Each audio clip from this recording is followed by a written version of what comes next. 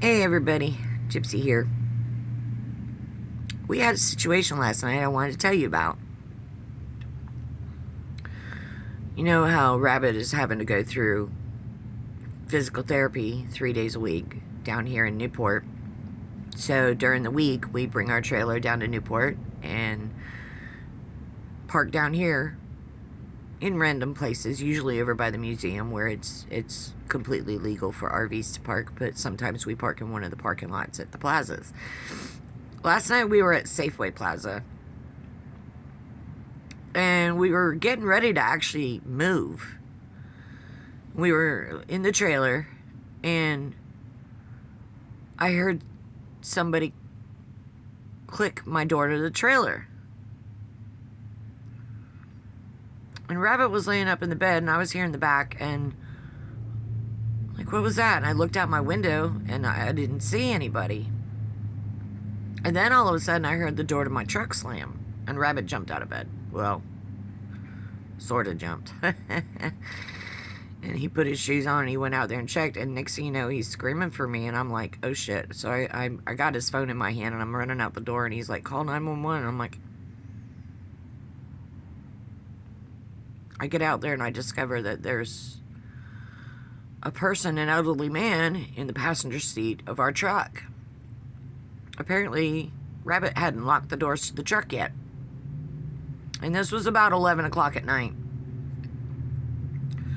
And some guy, an older guy, probably in his 60s, hopped into the passenger side of our truck and demanded that we drive him somewhere, and started talking crazy, like how somebody was evil and how bombs are going to be dropping and how he's going to be killing people, and he pulled his hand up like this.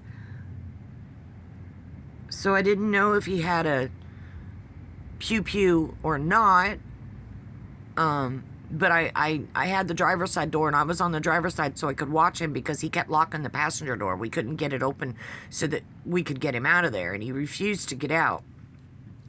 And all this whole time, I'm on the phone with the police. I'm on the phone with the dispatcher, and I let her know. I'm like, look, my partner has had open heart surgery a month ago, and he's still in recovery. I can't handle it if he has a physical confrontation with this guy. We need help. So within like 5 minutes, we had like 4 or 5 police officers showed up. And we told them what happened, and they're like, do you know this guy? No. I have no idea who he is. And he's like, you want him out of your truck? Yeah. So they had Rabbit on the driver's side hit the door lock, and at the same time, they pulled the door open, so the guy didn't have a chance to hit the lock and lock it back up. And they got him out. And I looked at him, I said, this man's having a psychotic break. And they're like, yeah, he's always like that. We know him very well. So, this is why it's very important for people to take their medication. Because I fully believe that this man could be treated and not be quite so dangerous to society. But we can't force people to take medication in this country when they're sick. It's a matter of choice. So we just have to deal with the situations as they come along. So nobody got hurt, and nothing got broken. My truck is fine. No windows got smashed to get him out of there. Everything worked out great.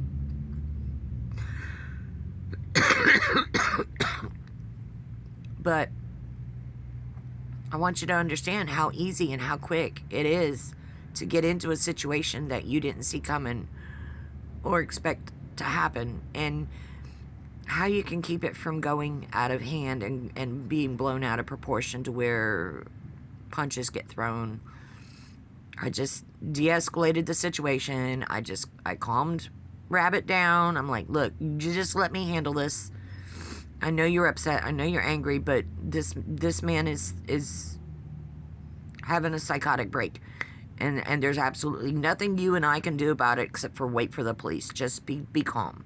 So we stayed on the driver's side of the truck while they dealt with him out of their way.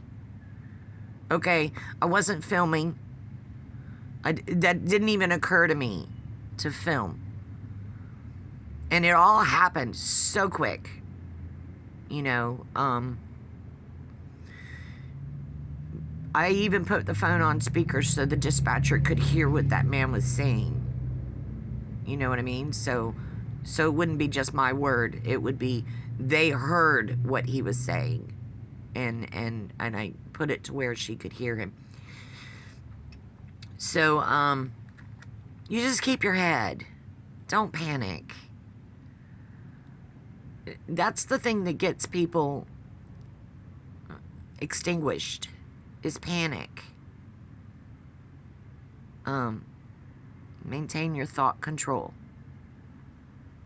And wait for the proper people to show up to assist you if you can.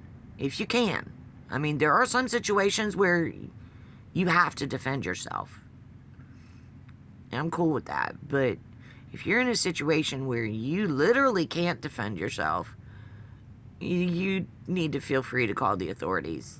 Okay? So they had already knew before they even got there that my husband was recovering from open heart surgery, because I made sure the dispatcher knew this.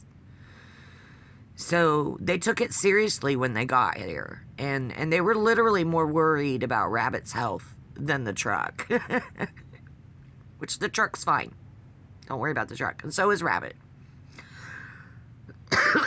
He had to take an extra heart pill when he got in because his heart was racing. But everything was fine. He had his meds.